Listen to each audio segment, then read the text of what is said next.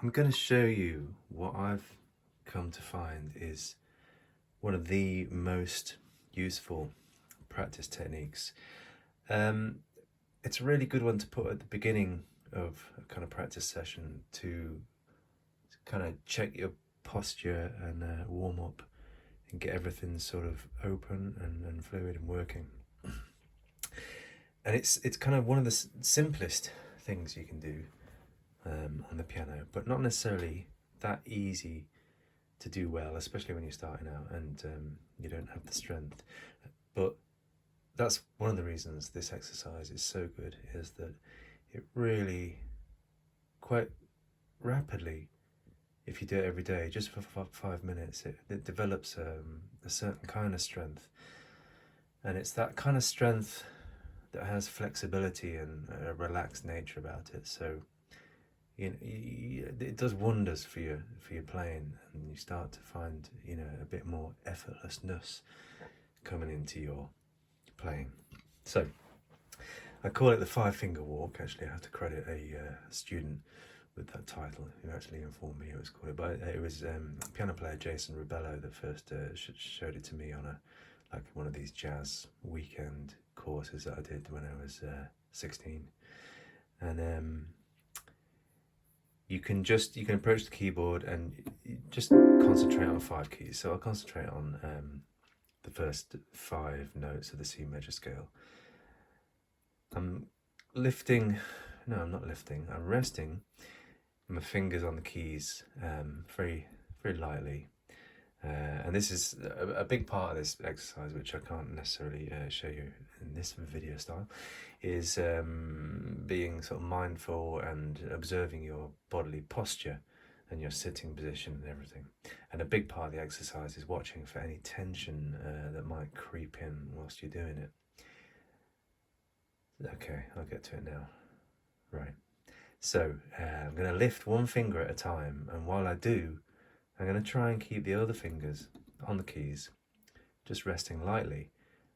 The idea is to isolate each finger and kind of give your attention to what's happening in your body.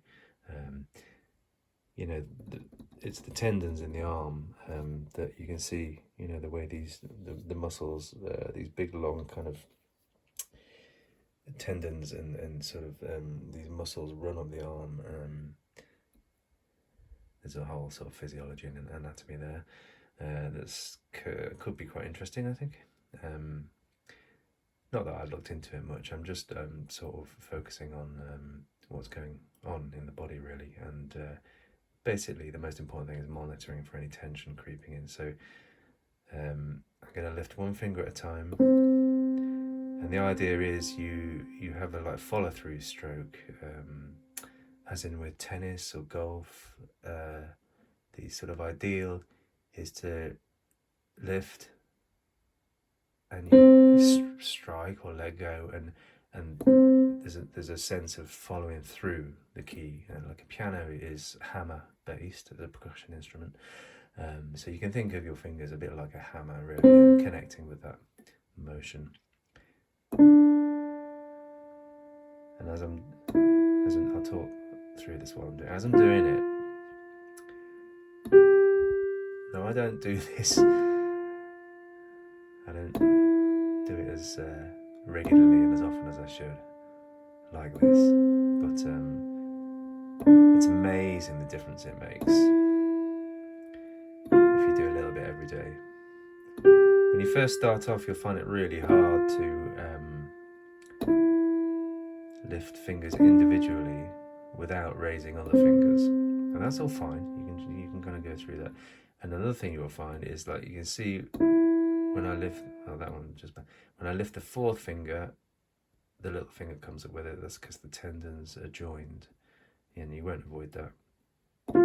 That's okay. You just let it lift as much as it wants to. The key is staying relaxed, really, keeping all fingers relaxed. Just thinking about that follow through, sort of gentle. I mean, I'm observing. I'm kind of pushing it a bit and forcing it a bit, probably because I'm not concentrating on it properly. I'm talking, but and I can really feel You know, your fingers have to do a lot of work when you when you're not using your arm to force the fingers down and pushing at the keyboard.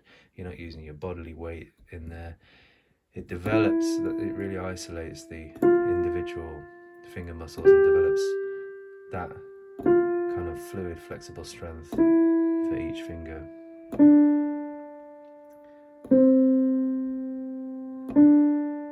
And it's really good to slow it down.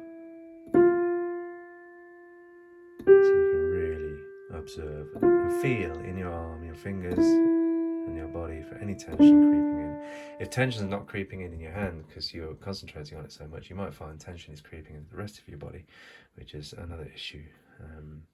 So it's a really interesting one, this. Trying to stay relaxed, fingers just resting on the keys.